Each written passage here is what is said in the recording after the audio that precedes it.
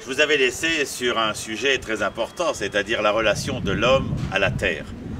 L'homme en hébreu Adam, la terre Adama, on avait dit que c'était la même racine étymologique.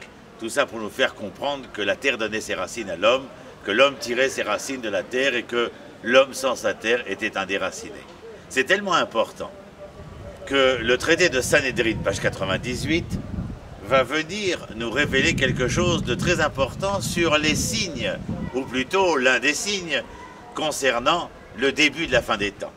Rabbi Abba, un de nos Amoras de l'époque, qui questionnait un autre sage à ce sujet, eh bien se vit répondre qu'il suffisait peut-être de regarder au chapitre 37 du prophète Yéhezkel, où il est écrit « Et vous, montagnes d'Israël, portez vos branches, donnez vos fruits, car mon peuple est proche de revenir. » Eh bien voilà, il est clair donc qu'il existe une relation tout à fait particulière entre le fait que la terre donne son fruit et que les hommes reviennent. Alors nous avons été, à notre génération, témoins d'un des phénomènes les plus extraordinaires de l'histoire.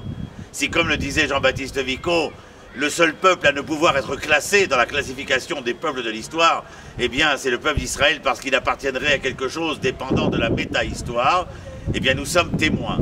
En 1950 par exemple, de voir un même bateau arriver au port de Haïfa chargé de nouveaux immigrants, mais tout à côté de lui, un autre bateau transportant les premiers agrumes d'Eretz Israël vers les marchés européens après la Seconde Guerre mondiale, et où apparaîtra cette première étiquette de Jaffa.